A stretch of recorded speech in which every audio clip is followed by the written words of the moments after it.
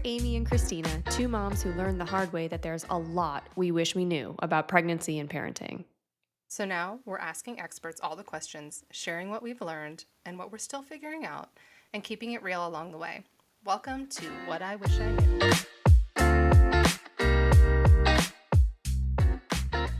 Today we're joined by Erin Claire Jones, a human design guide, coach, and speaker. She's been featured in Forbes, Allure, and Vogue, just to name a few, and focuses on helping both individuals and companies step into their work and their lives as their truest selves and to their highest potential. We'll get into what human design is and how it helps you understand yourself and your kids on a whole new level. So let's get started, shall we?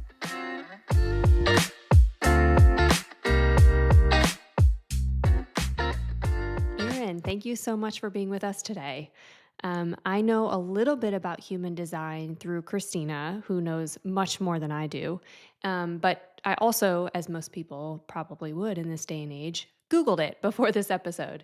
So Google said human design is a self discovery system that combines ancient wisdom and modern science to help people understand their purpose in life. No big deal, just your purpose in life. So let's start off with that. Do you agree, disagree? What are your thoughts? I'm curious Christina's thoughts as well. I would say that mostly right, of course. I think that like it is a self-awareness system. It's a mystical personality assessment, and it is based on those systems. I think where I would disagree is just like letting people know what their purpose in life is. Mostly because I think that like that's not what human design does. It doesn't, we don't sit down and it's like, here's your purpose, go find it.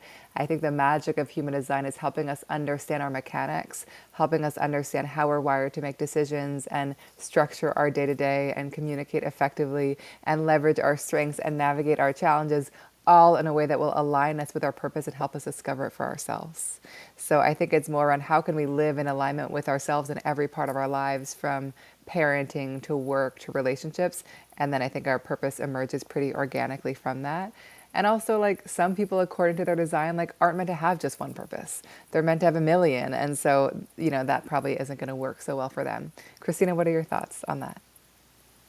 I totally agree, but also I'm very heavily influenced by you, Erin, right? And the way that you teach. Well, it's true because the reason that I love your teaching is that you approach human design that way and it's not an absolute, right? Yeah. Whereas like a horoscope, they always like to say a Libra and a Gemini, they belong together. But the way that your perspective and then how I've learned from you is that anybody can be with anybody. Anybody can be anything as long as you tune into your human design. The piece I was just going to add is that I think, with systems like these, it's easy sometimes to feel limited by them of like, oh my God, I'm a projector. Does that mean I can't do this? Or I'm a generator. Does that mean I can't partner with this person? And I just don't think that's the purpose of these systems. Like, I think it's meant to make our life easier, meant to help us find more flow. But human design is not meant to restrict what you can do for work, whether you can be a parent, who you can partner with. It just helps us know how we do those things best. So it's not meant to be limiting. It's more just how you can do it in a way that actually works for you and is sustainable. From the outside, again, from knowing very little, it sounds like that the self-discovery part is like the key. The Yeah. understanding, the more you understand, the more confidently you can move forward, or the more effectively you can do something, or is helping you to do things that are more, like you said, aligned to how you react and feel and behave and think, Yeah. and all of those types of things. That's right. Yeah, and I think we spend a lot of our lives like looking at how someone else is doing things and thinking maybe, oh, that will work for us too. Like they built a successful business, can we emulate that? Or like, this is how they talk about parenting. Should I do it that way? And I think human design just reminds us that we are each wired so differently. And like what works for them might not work for us. And so it helps us just get really acquainted with our own wiring so we can flow with it and not against it. We definitely see that. So Amy and I have another friend that also had a baby around the same time, and we're all in a group chat together. And it's really funny to talk about certain topics, whether it's sleep or whether it's feeding, about how each of us tackle it differently. And all of those ways are correct, but it feels like a lot of times social media or the media tell us there's only one right way. And that can be really stifling and also anxiety. Like there's so much anxiety around it. Right. It also makes us feel like we're doing something wrong. It's like, oh, we did it wrong because it didn't work for us. And it's like, well, maybe it was never meant to work for you. That was maybe not the way that you were going to show up and do this thing in a way that felt good. And understanding why it didn't work for you too, because not just figuring out what works for you, obviously, like how should I be approaching this that feels good to me that will work. But I feel like to get rid of some of that blame or the should feeling, understanding why something wouldn't work for you is also powerful. Of like, this just doesn't resonate with me because of this, or this makes me feel a certain way, and that's okay. Other people don't feel that way, but I do. And therefore, I need to do something different. Yes, exactly. So tell me again, Christina knows all of this, but for everyone listening and myself, can you talk a little bit about like you've been referencing generators and manifestors, et cetera. Can you talk a little bit more about what those labels are? Like kind of go into that a little bit so we can start off understanding that a little bit better.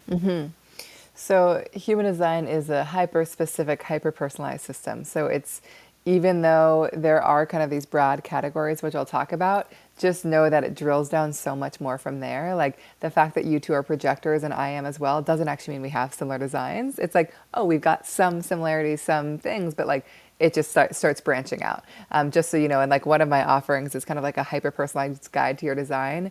And of the version we share, there are 400,000 possible guides of that design, and that does not even cover everything in your design. So just to kind of give you a sense of like how hyper specific it is. So at the highest level in human design, the best place to start is with something called type. And there are 5 different types: manifesting generators, generators, projectors, reflectors, and manifestors. If you don't yet know your type and want to look it up, you can look it up at humandesignblueprint.com. But, just to give you, do you want kind of a quick description of each? Yeah.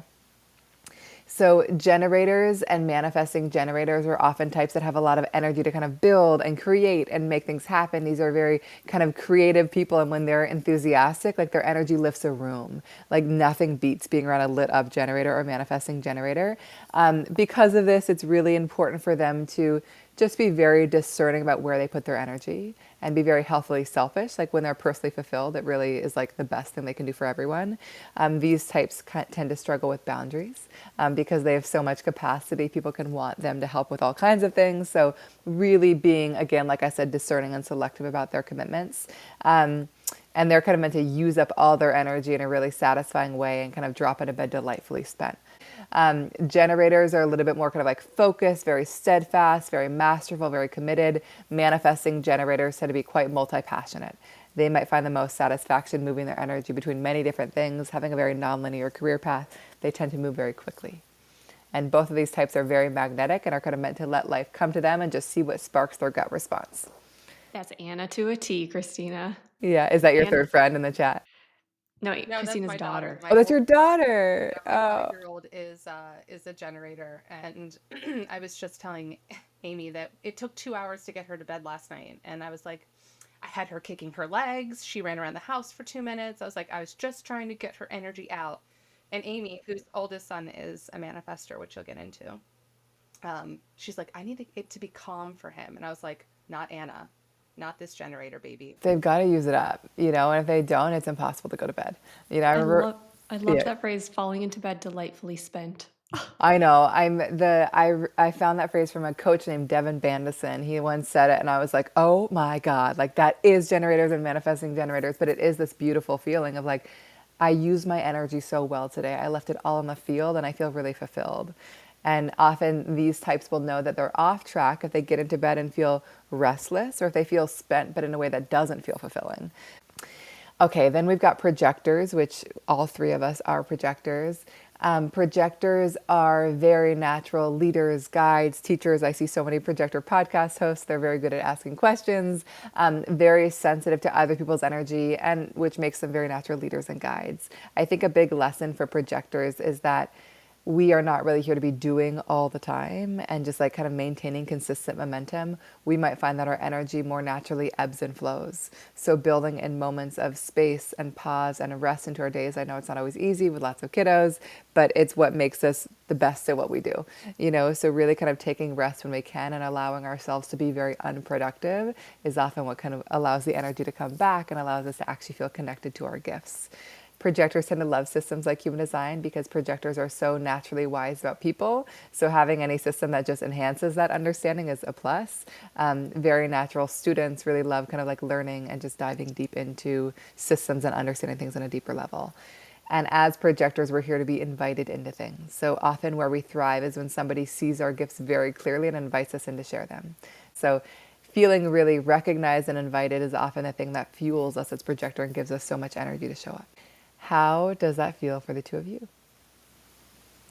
I'm intrigued by the moments of rest because I've always considered myself a very type A person. Like I'm very ambitious and detail oriented, and I don't really rest that often. But I can definitely tell when I feel like I need a break. I can tell when I feel overwhelmed, when I feel like I just need to step away. It doesn't happen super often, I would say, but it definitely happens. And it's like a conscious recognition of, okay, I need to stop. Like this is not productive anymore and I need to like do something else for a period of time. Yeah. Go ahead, This Christina. is also coming though from the woman who has prioritized sleep with her children because she cannot. She's like, I need sleep. So like she is very good at routines with her kids around going to bed because she knows that for her and her husband, she needs her sleep. Also, Amy is very known to curl up with a good book for as her kids nap for 2 hours. That's What is true. that like? Best. Yeah.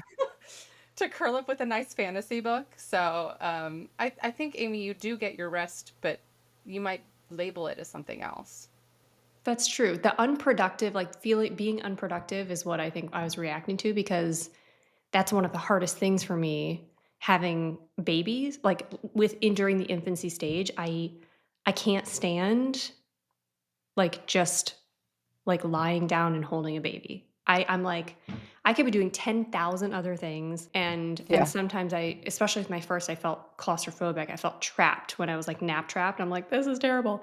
Much better with my second. I've leaned into it a lot more and I feel like that's been much less of an issue, but yeah, I hate feeling unproductive.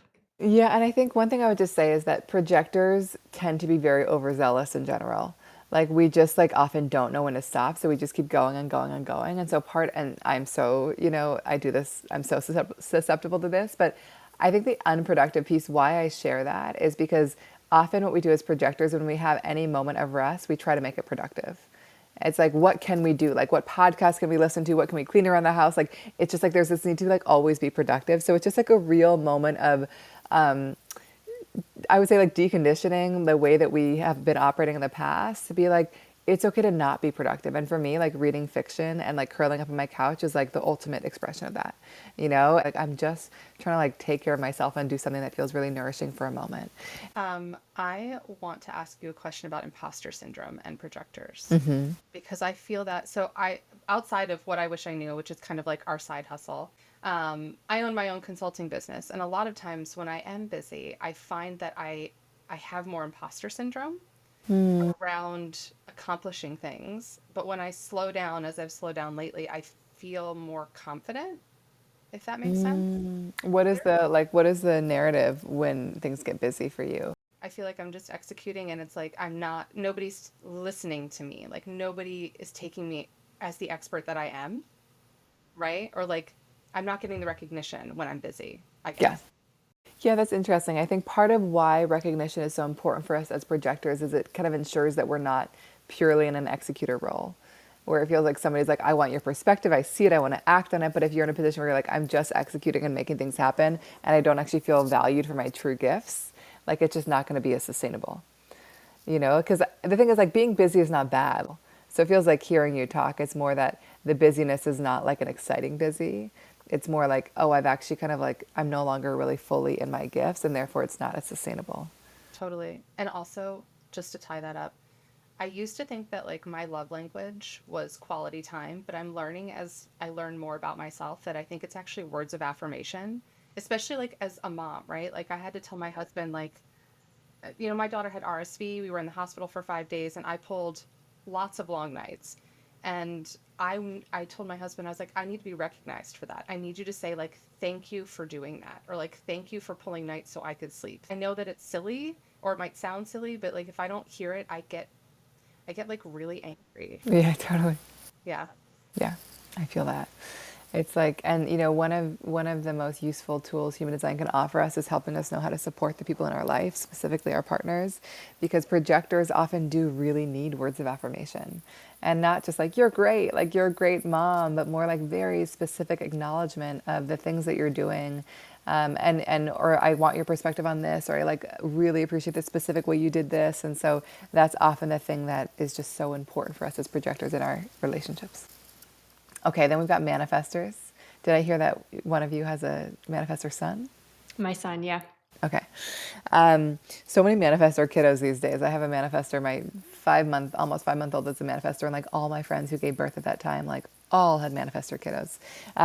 So manifestors are very disruptive, innovative people. Like they're just like meant to be very powerful, here to kind of follow their own path, not really meant to like subscribe to anyone else's way of doing things. Like one of their gifts is like bringing newness into the world. These are people that just like to feel free, free to do what they want, when they want, to feel autonomous and in control. I want to acknowledge that as a parent of a manifestor, like probably hard for them to like be totally in control as a kid. Like you're going to have to set boundaries. But I think one thing I often advise parents of manifestors is just like create boundaries that they can like play within, like having a day where like they can be totally in charge, but like where they can still feel that autonomy, but also obviously within a really safe way. Their energy is very bursty, like they're like can be really energized and excited and then need to pull away and be alone. So it's not meant to be sustained. So really honoring their need for time alone is really important. And I would also say like building a really healthy communication dynamic with manifestors is very important, because like they can just like go off and do their thing and not let people know, and that can create a sense of distance, or they can feel controlled. So just building a healthy dynamic where like they're just keeping people in the loop and you're keeping them in the loop, and they can kind of choose when to participate in things.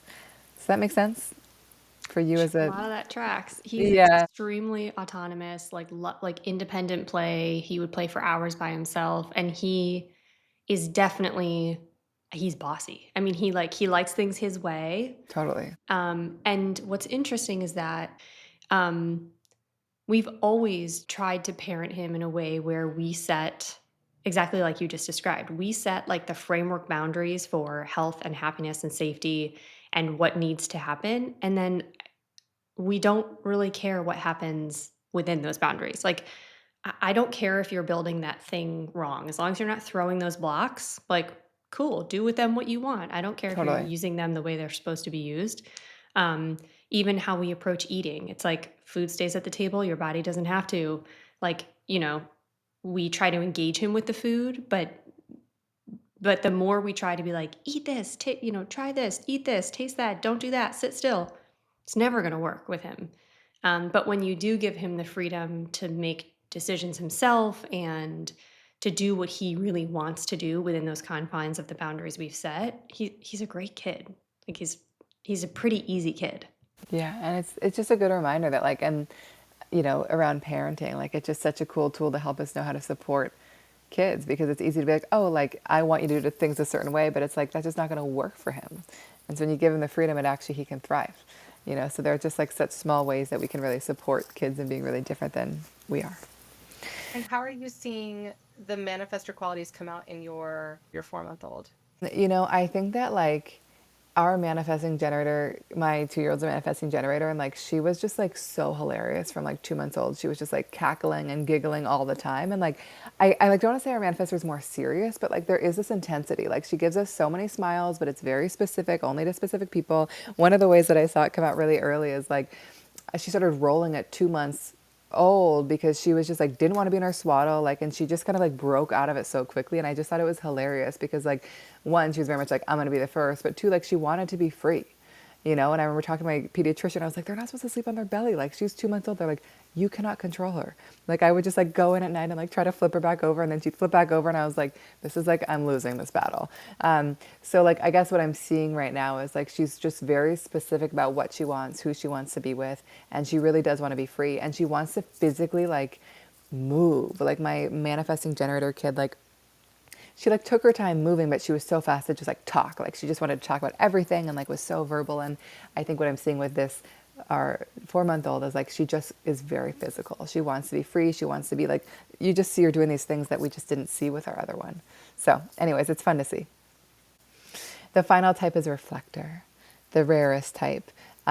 These are people that are just very sensitive to their physical space. They're always kind of taking in and magnifying the energy that they're around. And so it's so important for reflectors to be in spaces and around people that really feel good to them, because that kind of brings out their best.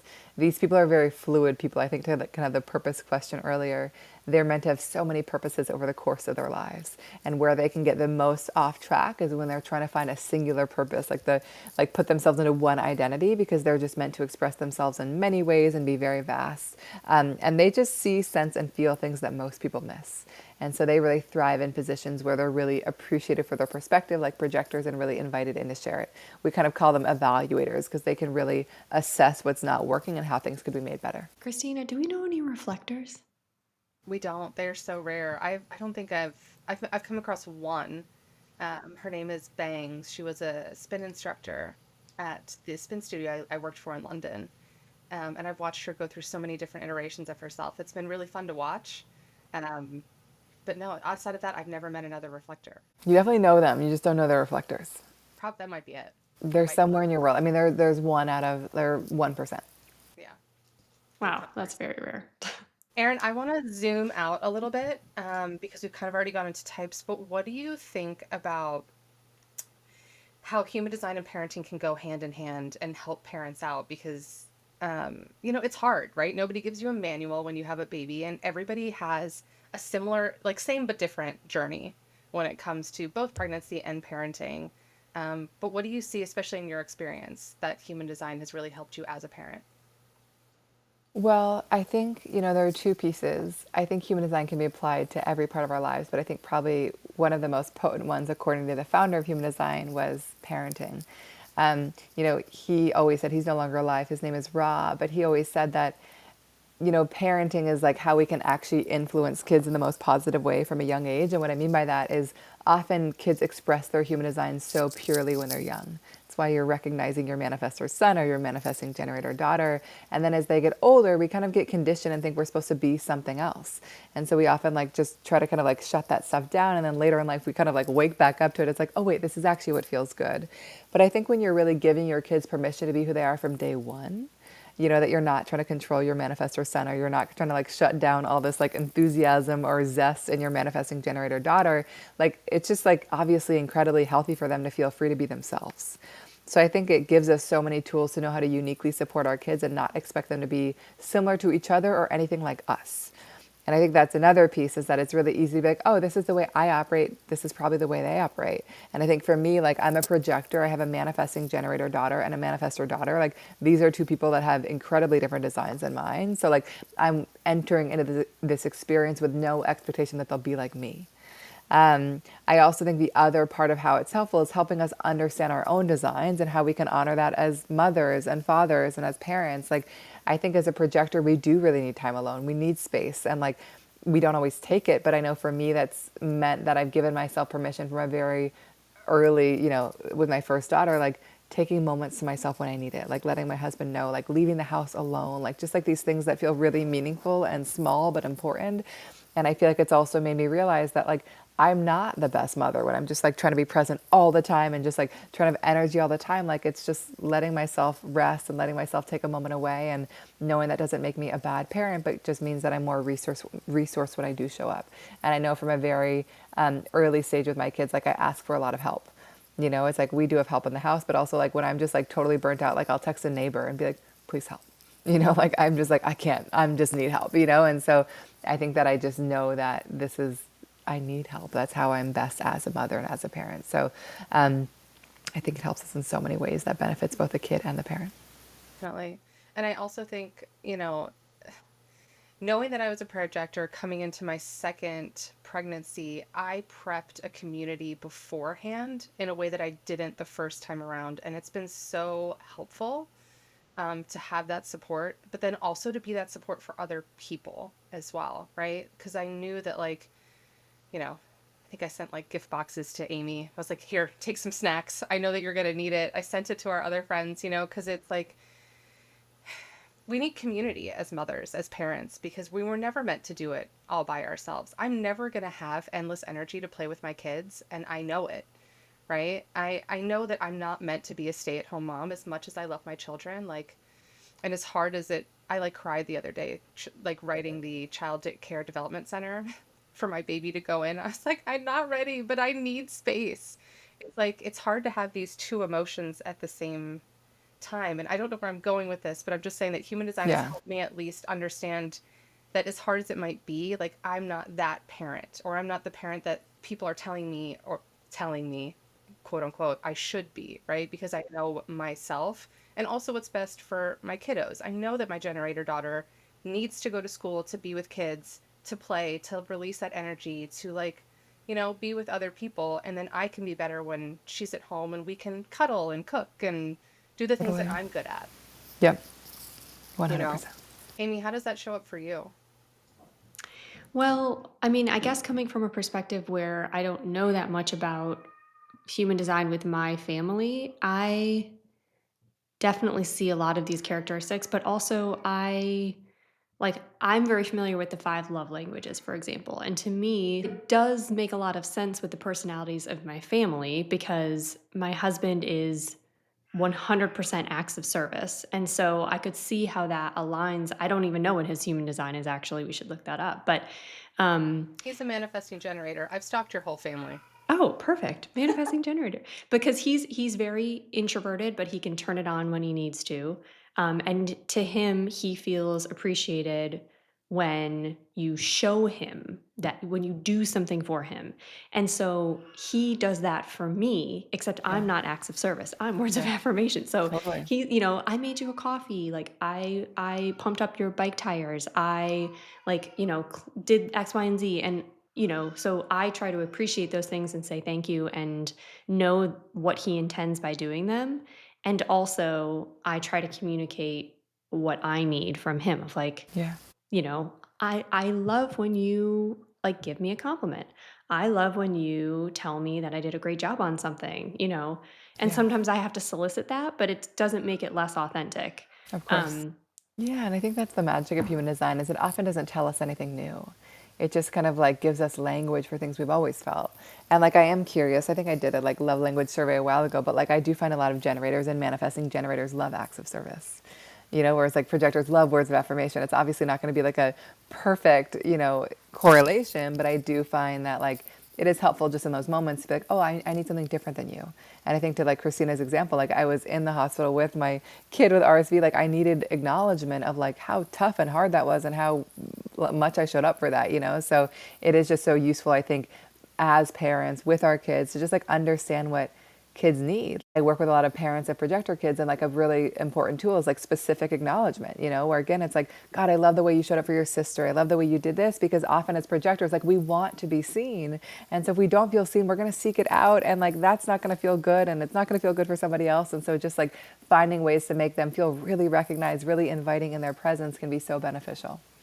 you know what's so interesting as you were just saying that? I don't know yet how Miller, my son, feels the most validated yet. I mean, I'm still learning that, but because I'm words of affirmation, I'm a projector, I give him a lot of compliments or I recognize when he does something or I will just say like at any moment I try to take the opportunity and he does the same back to me now because I think he gets it from me and so he thinks like, "Oh, that's what I should do back." So he'll just out of nowhere we'll be sitting at dinner last night and he just looks at me, he goes, "Mommy, you're so pretty." And I'm like, "Thank you. Oh my God."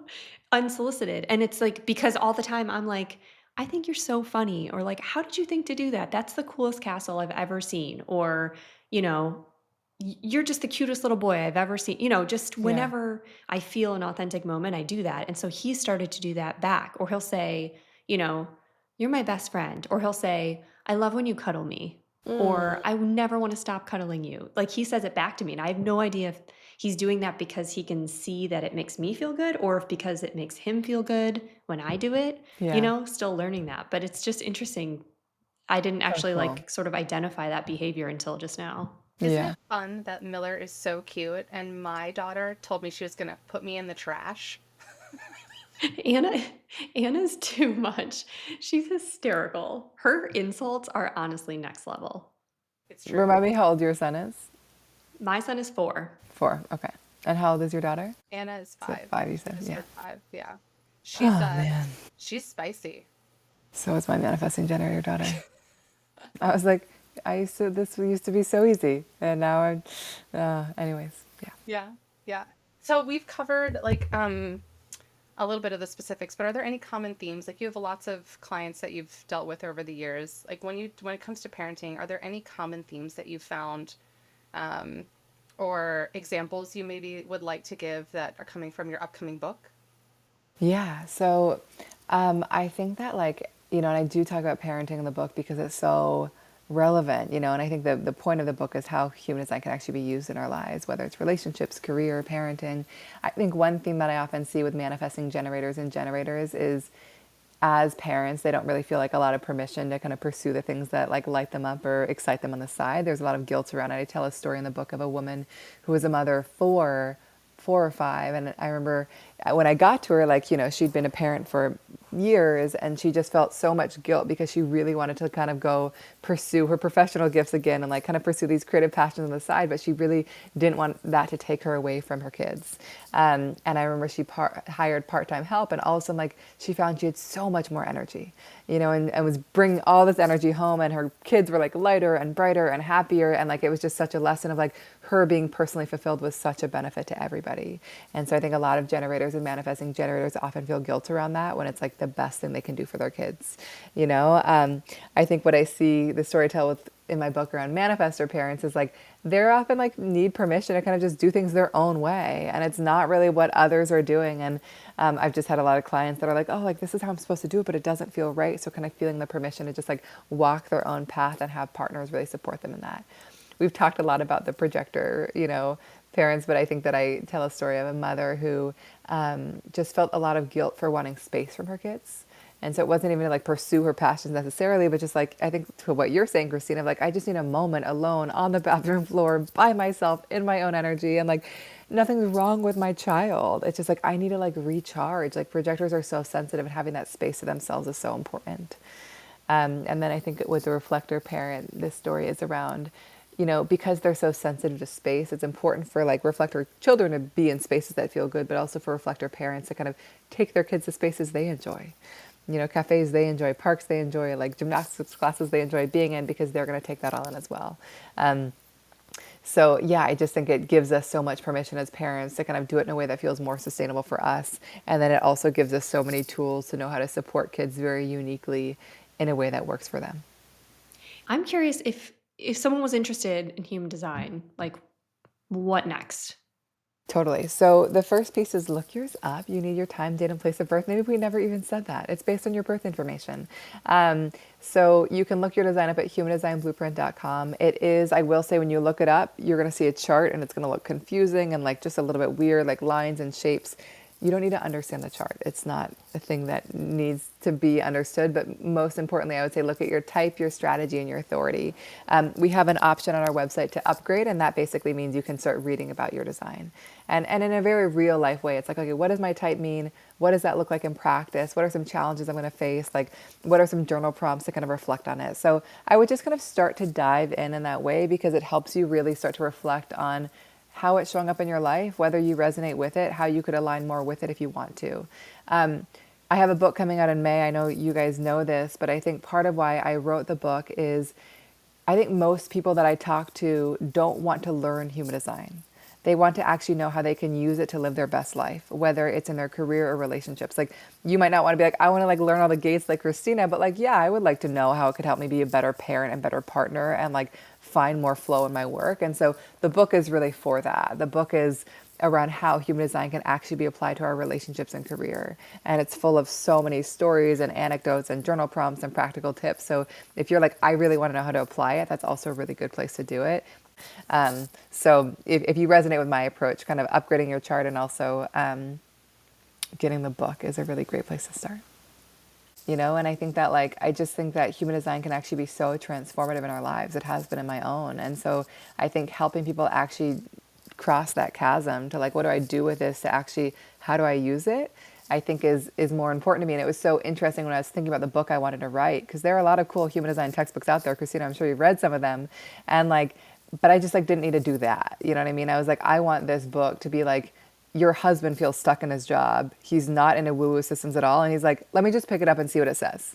You know what I mean? And like, or like, I'm struggling with my daughter. Let me just like pick it up and see what it says. Because I think it's like, I think that's where it can be really useful in a way that we haven't totally tapped into yet. Whether or not people even resonate with human design. So, and I think also the last piece I'll add there is like, I've studied human design for a long time now. And I've read a lot of books and I've taken a lot of courses. And I think my most meaningful learning has come from sitting with almost 4,000 people in private sessions and actually learning like, how does human design show up for you in your life? How is it affecting these different things? And I think those stories, I think, are now what have shaped my education more than anything else, because I'm actually like watching how are projectors showing up? How are manifesting generators showing up? And so I just think that's actually way more interesting than the textbooks now. Totally.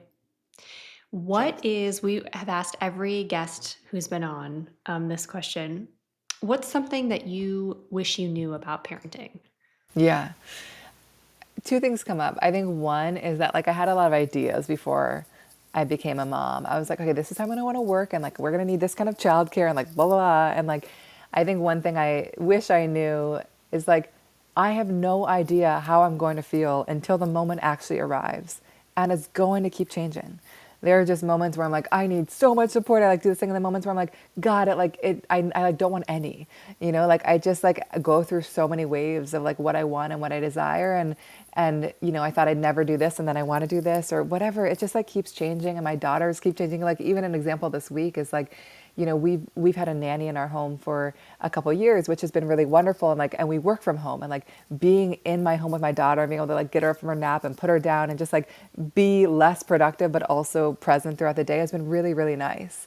And then like this week, I was just like, my daughter's 2, and like getting anything done is almost impossible, because she's just like blasting into my room, and my nanny's like, it's easier when you leave. And I was like, I'm going to leave the house. I'm going to like go work from a coffee shop. And like, I didn't want to do that a year ago, and now I really want to do that, So like even in moments like that of being like, we are in a different place. What she needs is different. And like me having a little bit of space is better because she wants to, anyway, so that's one example. I think the other thing that comes up for me is like, and I can't say I didn't do this, but like parenthood just changes us. And I remember listening to a podcast with Ryan Holiday and Jay Shetty a year ago, and he was like, when we try to resist it changing us, life becomes really hard. If we try to maintain our old life, it's going to be impossible. Like it's a losing battle.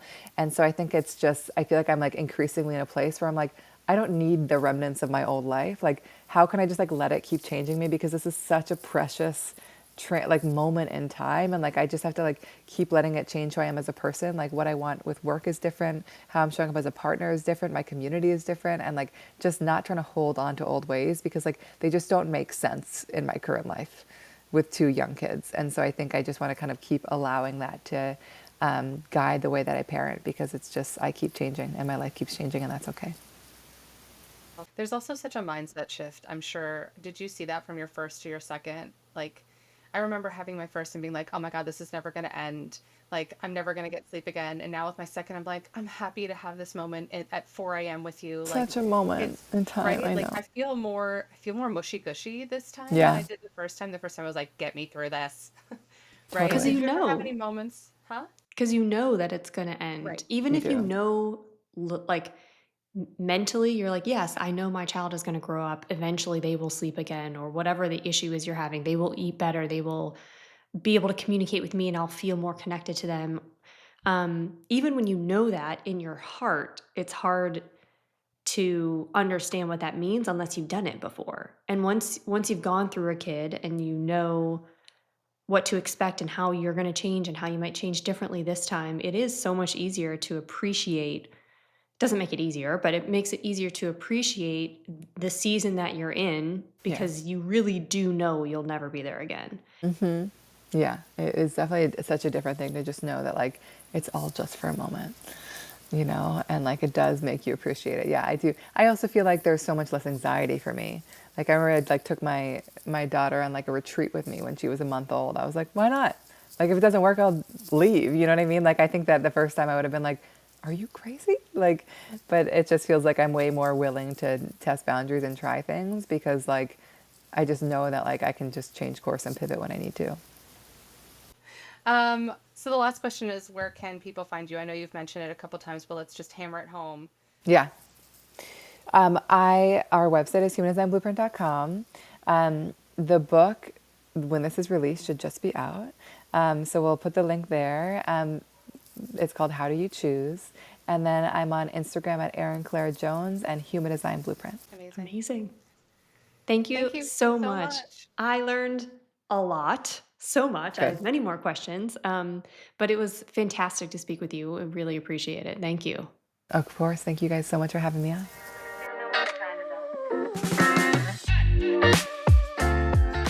If you found something helpful, insightful, or just plain reassuring in this episode, be sure to subscribe so you don't miss the next one.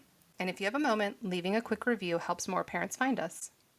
We're also always looking for great guests, so if you know someone or that someone is you, please reach out. You can find us at whatiwishiknew_ or whatiwishiknew.life. Thanks for listening, and until next time, stay sane, stay calm, or at least fake it until bedtime.